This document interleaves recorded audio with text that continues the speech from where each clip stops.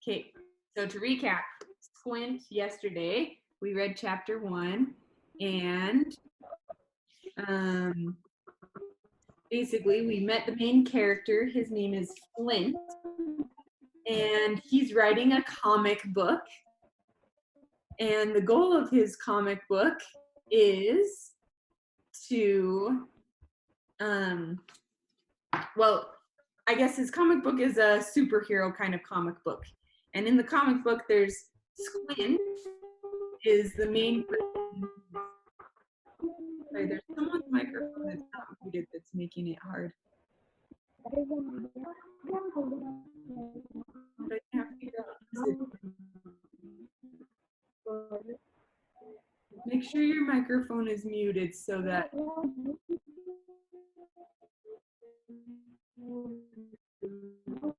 Okay. All right. So, his comic book is about Squint is the superhero, and then Rock is his like trusty sidekick, and Rock is a dog, but he's like a dog made out of rock. So that's what his comic is about. And Flint is super anxious to finish this comic book because he thinks it's going to change his life and people will be nicer to him if he wins this comic book competition. And so he's trying to hurry and finish it, but it's hard for him to do because he can't see very well. Flint can't. And so, but he's trying to hurry and finish it so that he can submit it into this competition and win the and win it so that it changes his life. Okay. All right. Chapter 2. Am I still glitching?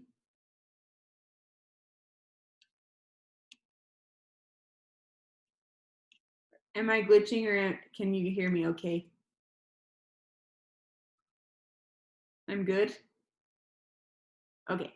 All right. So chapter 2, the rules. And I'll try and read the comic part in a different voice so that you can hear when it's his comic and when it's the book part. Okay. So the rules. Squint and Rock entered a warehouse-sized metal room, which was surprisingly empty. No guards yet. I'm not sure that I can be called Squint anymore, Squint told Rock. I always wanted to be called something that had to do with my daggers, like Lightblade or Firefling or the Lightning Kid. What about boy who talks too much when we are supposed to be sneaky? Rock asked. Squint winked and yelled into the darkness. Knock, knock. We have an appointment to save the Oververse. Rock shook his stone head. In answer, at least 10 programmed assassin bots instantly slithered and clanked out of holes. Chaka, chaka, chaka, chaka. Each looked like a robotically enhanced octopus that left a trail of slime as they scrambled toward their prey. On the ends of their legs were guns and spinning lasers. It was an ambush, a slippery, deadly ambush. A present from his former friends. It hadn't always just been Squint and Rock. Squint had been part of a group of supernatural soldiers, the 5 Centurions, charged with protecting the Empress. They were called Centurions because each of them was worth at least 100 regular soldiers. But Squint's teammates had betrayed him, kidnapping the Empress they were supposed to keep safe. Squint was here to get her back, and now that he was close, they had sent out the assassin bots. Comic rule. Give your team of superheroes a cool name like X-Men, the Justice League, the Avengers, or the Fantastic Four. I thought the Centurions qualified. Comic rule. Give your main character an interesting backstory. If possible, have it include the villains. It heightens the tension. That's a rude welcome, Squint said, looking at the approaching bots, then down at Rock. but I guess I did slice down their huge metal door. Not to mention the yelling, Rock said. Squint shrugged, then narrowed his eyes. Bots fired first, their shots echoing around the room. In one swift move, Squint jabbed with one of his daggers while pulling his bulletproof cape in front of him with his other arm. The fight was on. I heard a chair skid across the floor, not in the comic, next to me. Hey, someone said. I jumped a little. Nobody ever sat at my table. Plus, I was pretty wrapped up in the comic just then. Fighting cyborg octopuses, octopi, however you say that, is intense. I looked up at a boy with dark skin, short hair, and shoulders as thick as my legs. He was a little blurry, but I knew who it was. Gavin. And his new best friend, Travis, was next to him, taller and thinner than Gavin, with blonde hair that reached his shoulders. They sat down. I covered up my comic with my arm as my insides rolled. What were they doing here? But they weren't alone. Chloe, Emma, and another girl I thought might be in one of my classes followed. Chloe sat while the others two stood behind her. My mouth almost hung open. The Chloe. Pretty black hair, tan skin, smells like coconut lotion, popular Chloe sat down at my table. What was going on? Apparently, I had entered some sort of strange dimension where people like them came to sit with people like me. A completely alternate reality. What rules of the universe are going to change next? We lose all gravity? Students like homework? I mean, Gavin and I used to talk and sit together at lunch, but that was 3 years ago. 4th grade stuff. The rules of the middle school universe obliterated all of that. Middle school rule.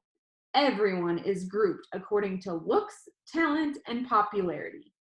Middle school rule, groups don't mix. My middle school rules weren't as organized as my comic book rules, but I wrote them down in the back of the same notebook. Maybe one day I'd make a comic about middle school because innocent elementary students should be warned. So, Squint, why are you sitting here all by yourself? Gavin asked, gesturing with one of his thick arms. Squint wasn't just the name of the main character in my comic. It was also my nickname, because I squint a lot. Stupid eyes. I shrugged, still covering up my comic. Gavin knew the answer. He was just getting in another dig. What are you drawing? Gavin asked, pointing at my paper. Ever since we got to middle school, Gavin had been hanging out with Travis, the tall kid who strutted down the halls like he thought he was a rapper or something. Sure, they were on the football team together, but other than that, I didn't know why Gavin would hang out with him. My comic, I said, moving my sheets away from them toward the edge of the table. I wanted to slip the pages into my portfolio, case before Gavin and the others looked at them or said anything. My grandma bought the case last year to keep my work safe. It looked like a stiff brown envelope the size of a poster. You know, my normal stuff. I tried to sound casual, but my thick glasses slid a little farther down my nose, probably because I didn't seem enough like a dork already. I really hated my glasses. They didn't stop my double vision, but they did help with some of the blurriness. Oh, interesting, Gavin interrupted, not actually sounding interested. Then he snatched a sheet out of my grasp. Man, he was fast. He looked at it for a second, curling his lip. We have an appointment to save the Oververse, he read. That was such a cool line, but he read it like it was cheesy dialogue in the back of a cereal box. And the guy is called Squint, like you, but he's supposed to be a hero or something? I didn't answer. Gavin laughed and passed it back to Travis. Travis barely glanced at it. Weird, he said under his breath, and he gave it to Chloe. He didn't even give it a chance. Weird? My stomach turned, not knowing whether to be angry or sick. It wasn't weird, it was amazing. How could they not see it? And now Chloe was looking at it. She would see it, right? While Chloe held it, Emma and the girl whose name I couldn't remember looked at it over her shoulder. I could see fuzzy versions of Emma's red hair and the other girl's dark, straight hair, but I tried to follow Chloe's eyes. There wasn't much to follow. After a few seconds, Chloe turned her head toward Emma and said, "Rock dog?" It was like she was asking why we had to do math homework or why the school served squash with lunch, like asking why something strange even existed. I tried to swallow, but it caught in my throat. "We have a question for you," Gavin said, then looked over at Chloe. "Oh, yeah," she said, dropping my comic sheet like it was a piece of scratch paper. I snagged it and quickly slid it into my portfolio case. Safe, I hoped. If it was even worth keeping safe, maybe it was better to keep it hidden away. But Chloe had a question for me? Did she want to hang out or want my number or something? No, that would be crazy. I wasn't in her league, at least not until I won the comic contest. Chloe moved her black hair behind her ear and leaned in. My heart thudded in my chest. Has anyone ever told you that you were cute before? Whatever speed my heart had been going before, it quadrupled. No, more like 20 times faster. It was thundering like a stampede of wildebeest, or like Juggernaut charging an enemy. Middle school rule: a pretty girl is one of the most powerful forces in the world. Every joke is funnier if a pretty girl says it, or if a pretty girl laughs at it. Everything she says feels truer. And some people believe pretty girls really have power over time and can make it move in slow motion when they look at you and smile. I couldn't freak out.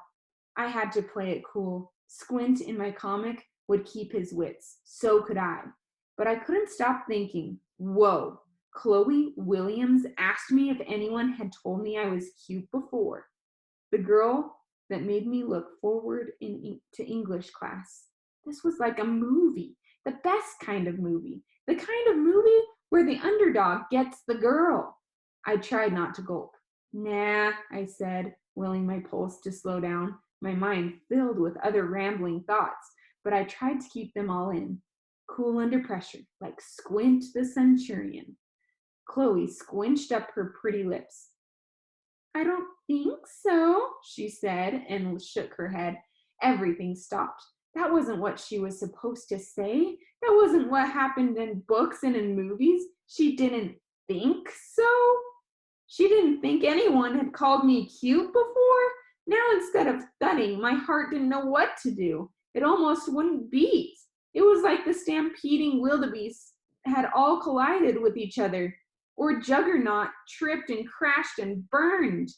Gavin, Travis, and the girls just looked at me for a moment, searching my face. It was way too quiet until Gavin erupted in laughter. Travis, Chloe, and Emma joined him. I couldn't tell if the other girl did or not. I was having a double vision moment. Middle school rule. Everyone is always trying to look better than everyone else. I hated that rule. Just kidding, Gavin said, and slapped me on the back, almost knocking my dumb glasses off my nose. We thought of it a second ago, and we had to try it out, Travis said. A joke. It was all a setup. How did I not see that coming? Back in elementary, Gavin and I had been on a few football teams together. Gavin was our quarterback. He was really good, but always needed attention for it. I was the short wide receiver who could always catch Gavin's crazy throws. He joked then, and I dished it back out. He was always teasing. Gavin once told me that his grandma could catch better than I could. I told him I'd be happy to prove that with a little game of catch with his grandma. She never took me up on it. That was before my eyesight changed. We didn't play anymore. We didn't jab back and forth anymore. It just went one way. Middle school rule: Even if you have been friends for almost most of elementary school, when you go to middle school, if one person's eyes have started going bad and they can't play football anymore, and you live in a town where football is all that anyone ever talks about, then that kid with the bad eyes isn't as cool as he used to be. And you don't have to hang out with him at all. My chest felt hollow, and I wanted them all to go away so I could scrape my dignity off of the floor and get myself ready for what was already looking like it was going to be a horribly long day of school. Gavin went to slap me on the back again, but decided against it. You have to admit, that was pretty good, Travis said. I didn't have to admit it, but I gave him a fake smile and nodded anyway. Chloe and Emma were still laughing as they walked away. The girl with the dark hair I think I recognized from science class smiled as she left. Gavin was the last to turn and point at me with both his fingers, like he was so charming or something. As they left to tell other friends how funny they were, I squinted and pulled my comic book back out of my portfolio case. I had to finish it. I had to win the contest. And when I won, everything would change. All right, that's the end of chapter 2.